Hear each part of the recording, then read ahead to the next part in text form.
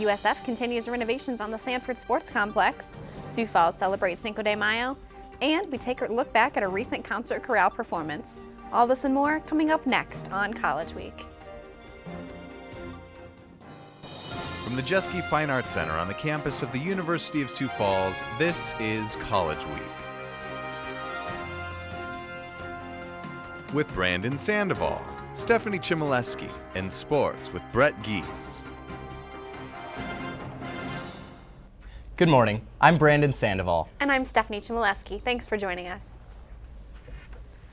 USF has been undergoing several changes over the last few years, including new buildings, renovations, and the shift to the NCAA. Among these fresh starts will be a new logo. After 9 months of deliberation, complete with student surveys, the panel entrusted to selecting the logo has finally announced their decision.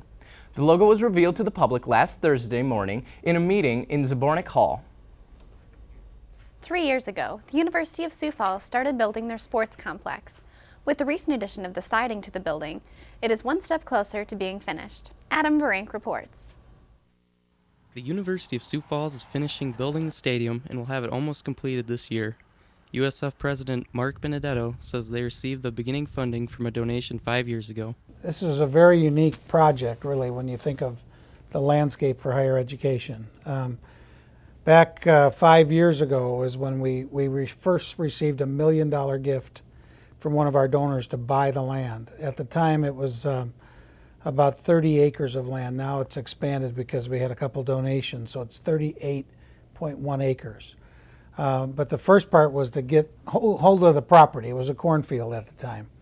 And then the second stage was to hire an architect that would be willing to work as money was raised for the project, because we didn't want to pay an architect from operational funds. For, in some ways, would be really just a dream, a vision. And then we started to raise money, a little at a time. We raised enough money to put the turf down. Little by little then, we put in some temporary locker rooms, and I think it's been 3 years now, but we started to build the stadium from the ground up.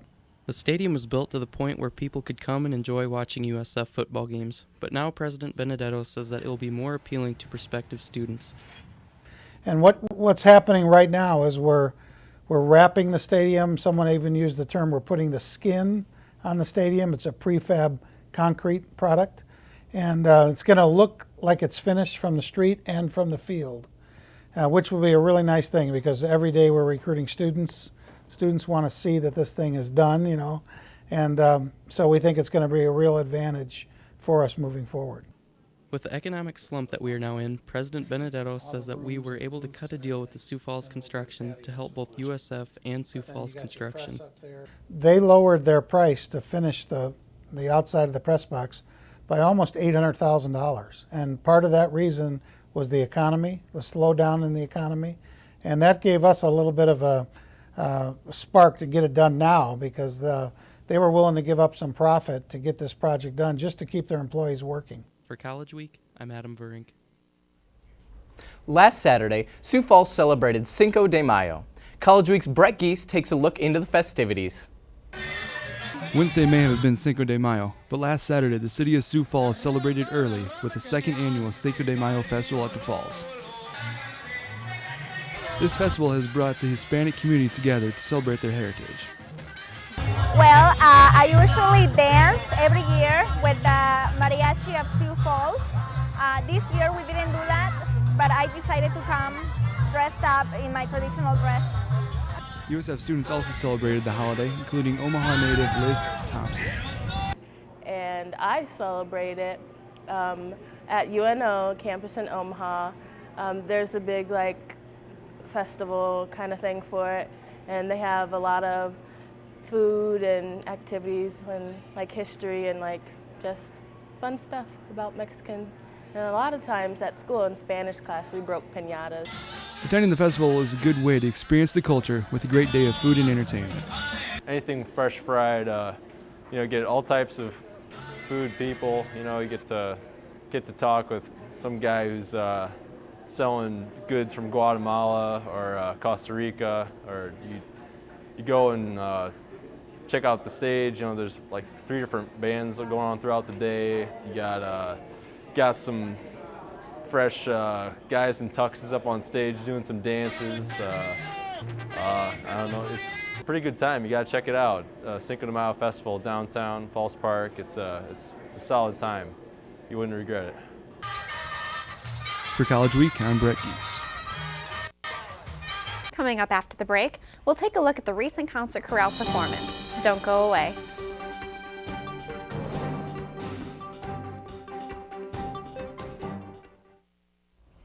Last weekend, USF's concert chorale performed with the South Dakota Symphony. College Week's Cameron Keys reports. This past weekend, students in the concert chorale had the opportunity to perform at the Washington Pavilion with the South Dakota Symphony. USF's Director of Vocal Music, Nancy Wilcoxon, says the chorale's involvement in the show was the long process. Well, it had been something we had done in the past, but it had been a while, and I know Dave DeHoecleaver, who's normally the concert chorale's director, he had kind of been pursuing them to let concert chorale participate, and then we were asked this year to do it. Senior Brett Quall is a member of the chorale. He says his experience with the symphony was something unique. It was just phenomenal. I've never had an experience like that. I went to Europe twice, and we went to the cathedrals, and it was very loud. But having 2 more choirs with you made the noise just phenomenally loud. And having to be able to sing with the symphony was sweet. Wilcoxon says the chorale spent the entire semester practicing for last weekend's show. She says the preparation was hard work, but the chorale's efforts paid off in the end. A lot of work, but I think the end result was really great. On Saturday evening, I sat out in the audience, and when it was over, everybody in that audience jumped to their feet and yelled. I mean, it was like being at a football game. The last chance to catch the concert chorale will be at graduation on May 23rd. For College Week, I'm Cameron Keys. With graduation approaching, USF seniors are getting ready for a new start. With more, here's College Week's Sarah Bettinger. The 2010 school year is coming to a close, and USF seniors are approaching the real world. Senior Ronnie Hawkins says he has enjoyed his time at USF and that he is thankful that he was involved during his time here. That was one of the goals when I came in, is I wanted to get involved in as many things as possible. Just in the media department alone, I've been involved with KCFS for 3 years. I've been the station manager this last year at KCFS. I've written for The Vessel. I've been involved in the College Week project and actually anchored this last semester. Hawkins says that the best part of his 4 years at USF were building relationships with fellow students. The best part of USF is definitely the community that you get when you come here. I mean, I'm friends with, or at least I think I'm friends with, most of the people on campus. Stop and talk to them about what's going on in their life, and it's kind of fun to be able to have that kind of small, yet kind of reaching out atmosphere. So that's been really cool for me. Laura Lee Grimius, another senior at USF, says her position as a resident assistant helped her form better relationships with not only her classmates, but other students as well. Probably being an RA was one of my favorite things. It was the most fulfilling thing that I've done on campus, just because I got to know a lot of the freshmen that I wouldn't have gotten to know as a junior. And I also got to spend time in the dorms with those people where if I would have just known them through an activity, I would have just been with them during that activity. Ronnie says that he won't rule out staying in Sioux Falls, but he has always seen himself returning to Omaha, Nebraska, his hometown. I'd love to. I mean, if the opportunity's there and people, feel that I'm qualified to help, or come back and help, I would love to. It's something like I at least see myself hanging out in Sioux Falls for a while. I guess I've always pictured myself going back to my hometown of Omaha, Nebraska at some point. So. But as far as right now, I mean, I'm committed to staying in Sioux Falls if I can get a job here. So, though all the seniors will be missed next year, we will not forget their time here. For College Week, I'm Sarah Bettinger. The theater department gets ready to perform its last show of the year. College Week Chantel Day reports. With the school year coming to an end, students get ready for their final projects. But for the students in directing class, the final is a little bit different than just writing a paper. The 1X are for our final project in directing class with Kim Bartling, and we all got to pick a 1-act play and then choose our directors from there. Students cannot just jump into this class with no theater experience. They must prepare themselves. Kim Bartling says how they go about doing that. It's a class that they take in their upper junior, senior year as an upperclassman. So typically by that time, most of these students have been in a show, or they have seen a lot of theater. They're theater majors, so communication studies and theater majors. So they've been exposed to a lot of theater by that time. So they bring that general knowledge into the classroom, and from there then we apply theory. They do one production that is all paper form, and that they hand in an entire prompt book. So they go through the entire process of all their text and style analysis and auditioning and all of those things, and gets handed in paper form. Alyssa Bosclajana Jr. at the University of Sioux Falls says how the actors were chosen for each of the 9 directors. We had an audition. We had 2 separate auditions, and in the auditions we do a dry read where some of the directors bring pieces of their scripts and have everybody read through them so we can hear everyone's voices and how they sound with different scripts. And then we did some improv games and got to see people's creativity and see how people work together. David Bowe, a senior at USF, says how he decided what one act to direct. The reason I picked the play I picked is because I kind of wanted to do something more lighthearted, more funny, more goofy. A lot of people are doing dramas, so I preferred to do a comedy anyways. And plus, every night during midsummer, I'd sit there and I'd watch John Hardcastle come out in a dress, and I just thought, how can I use him in my how can I use him in my directing class? Because I knew I'd have to take it before I graduated, and I figured this is the only time it's offered before I graduate, so I have to take it. Bartland says how the class this year differs from previous years. I tell you what, this class has been really a smooth class. We've covered more material than we ever have. And so I think that a lot of that is taking off, this weight of having to do like a 45-minute play, because that does require so much more obvious rehearsal time than a 10-minute play would. So they can spend all the time looking at all the elements and not just the rehearsal, because rehearsal is just one aspect of the entire process. We are going to open up next Wednesday, so Wednesday the 12th, and that is a 7 o'clock performance. It's going to be in the Jones Studio Theater in the basement of Jeske.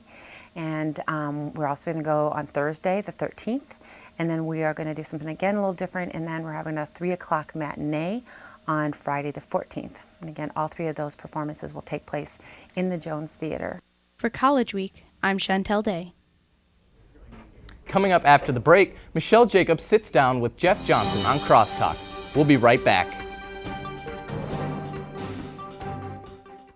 It's not like we don't know how to party. Yeah, all right, let's go. Hey guys, what's going on? Oh, not too much. Just watching some TV. Awesome. Really cold morning. Yeah, but there's nothing good on.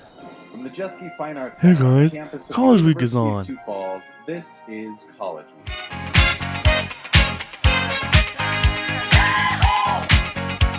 This is your celebration. Celebrate good times, come on. Let's celebrate. Celebrate good times, come on. Let's celebrate.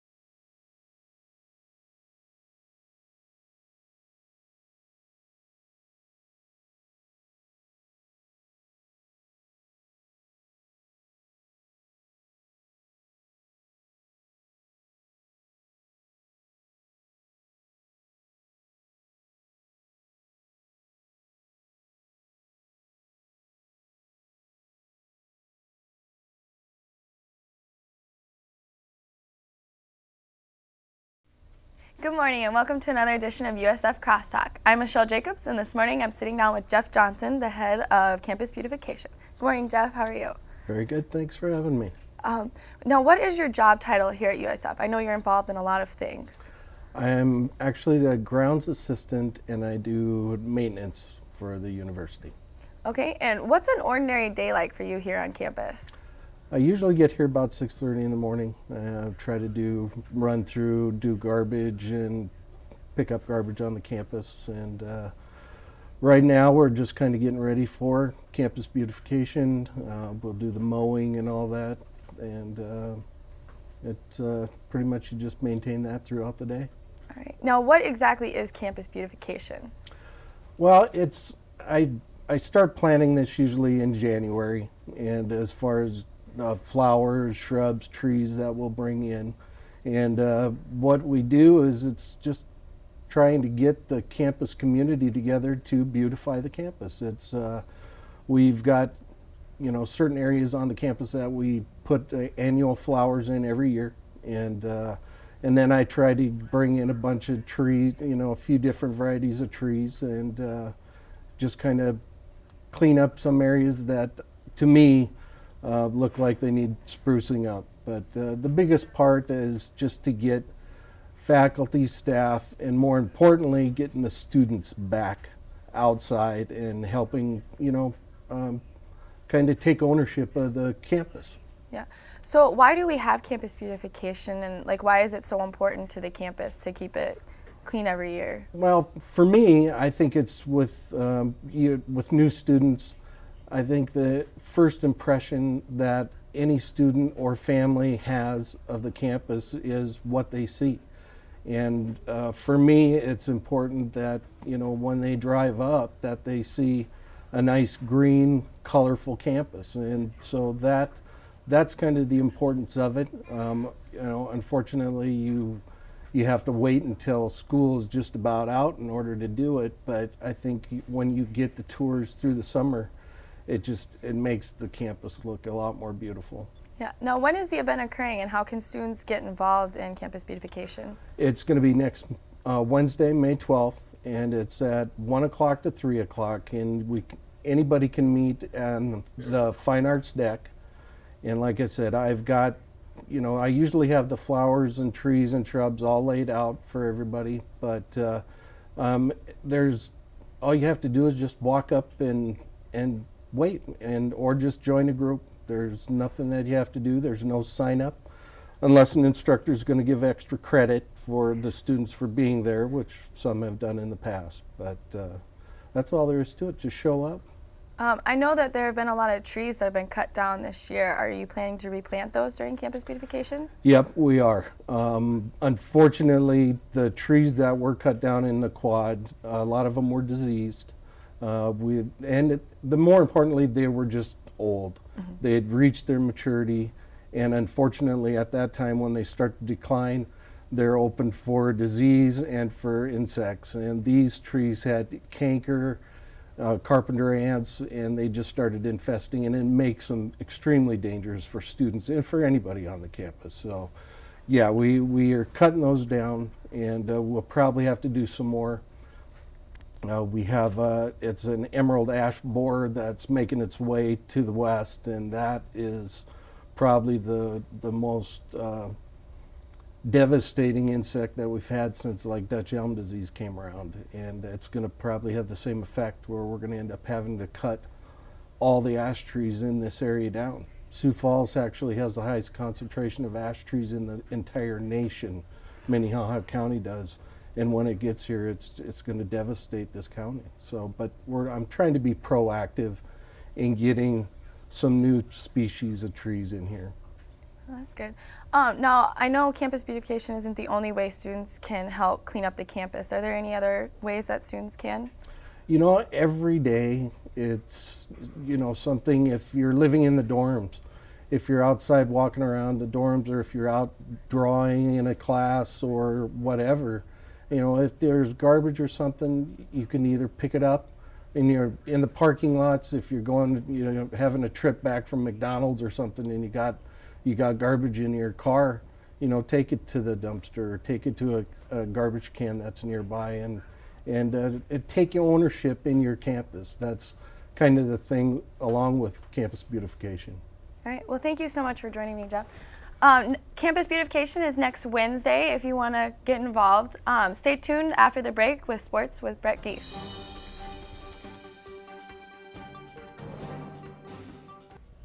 And now it's time for sports with College Week sports reporter Brett Geese. Brett, sounds like everything's getting finalized from the NFL draft. Yes, it is. I'll tell you about it in a second. The Green Bay Press-Gazette reported earlier this week that former University of South Dakota quarterback Noah Shepard will battle Chris Pizzotti for the number 3 quarterback position this offseason. Shepard is said to have a good chance to make the Packers' final roster after not being selected in April's draft. Shepard is one of the most prolific players in Coyote history and it chose the Packers over the Arizona Cardinals and Carolina Panthers. The only drafted player from a South Dakota school was SDSU linebacker Danny Batten. Batten was selected in the 6th round by the Buffalo Bills and is expected to be a contributor immediately on the special teams. This week, the rivalry continues when the Storm travel down to Sioux City to take on the Sioux City Bandits. This is the second matchup of the year between these two bitter rivals, with the last game favoring the Storm 57-23, which was also in Sioux City. In that game, the Storm used an effective run game to defeat the Bandits, outgaining them 156 yards to 41. Game time is scheduled for 7:05 at the Tyson Event Center. In other sports news, the Fighting Pheasants are proud to pick up a former big leaguer in Reggie Abercrombie. Last year, he played AAA ball for the Round Rock Express. There, he batted .271 with 11 home runs and had 52 RBIs. Before that, he played 34 games for the Houston Astros and played a total of 146 games over 2 years for the Florida Marlins from 2006 to 2008. So needless to say, the Pheasants will have a fearless leader controlling center field this year. 2010 campaign starts this Thursday for the Sioux Falls Fighting Pheasants as they take on 2009 league champion Lincoln Salt Dogs. And that wraps up sports. Thanks, Brett. And here are resident movie critics Ian Bloomer and Lexi Vogelar with this week's Music Moment. For this edition of Music Moment, we are critiquing Soul Crate Music's new album, The Heartland Panic, which was recently released, and it was their first album released with Black Clover Records. Soul Crate is made up of two brothers, Wes and Dan, and DJ Absolute. They've been creating and producing music in the Sioux Falls area for the last 10 years. The first single off the album was Let It Shine, and it was also their first music video. Check it out.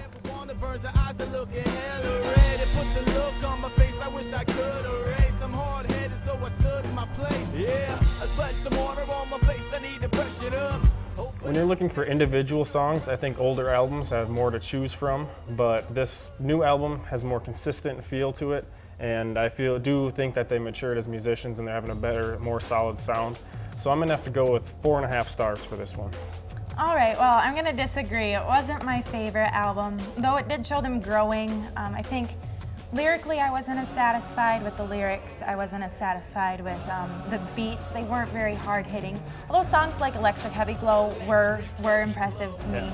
So there were a few that stuck out, but overall just the moody, cold vibe. Maybe it came from them writing it in winter. It wasn't my favorite. So I'm gonna give them 3.5 stars, hoping the next album will be a little bit more back to the roots of hard-hitting hip-hop.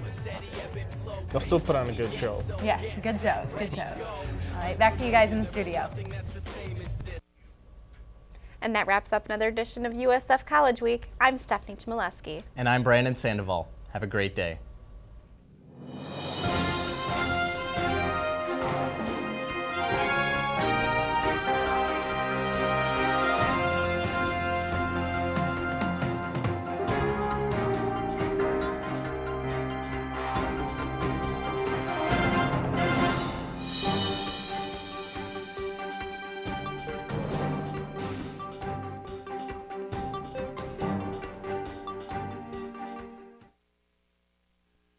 And now it's time for Tales from the College Week Unairable File.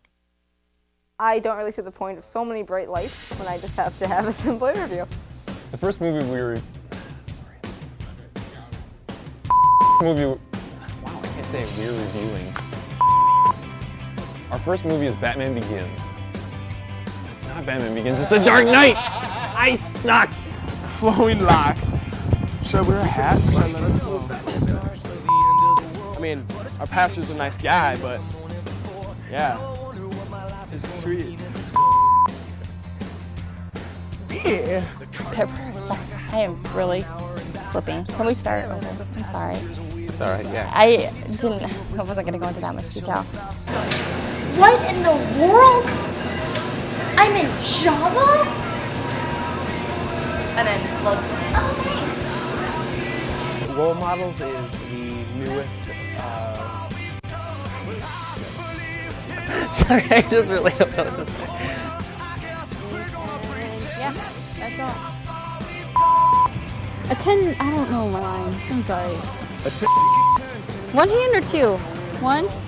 financially responsible while developing the economy with the properties down. Hey everybody, welcome to Movie Moment. Today we are music.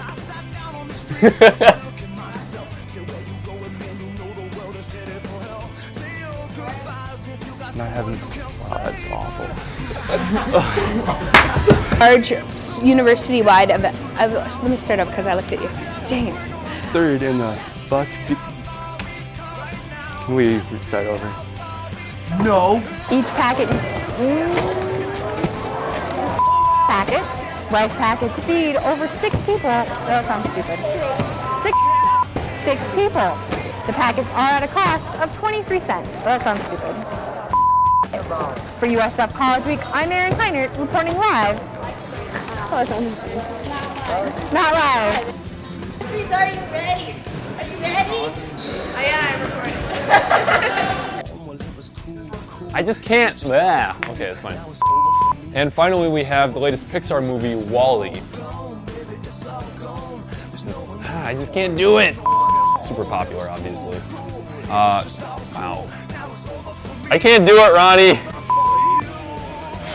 Finally, we have WALL-E, which is. I don't even know what I'm gonna say yet. Or not Mexican independent, like, I don't know. What were we just talking about?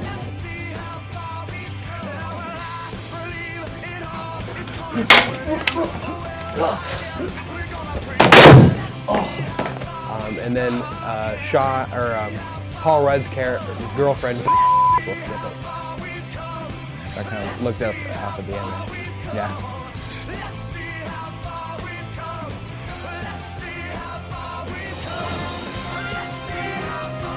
Brandon Sandoval. Have a great day.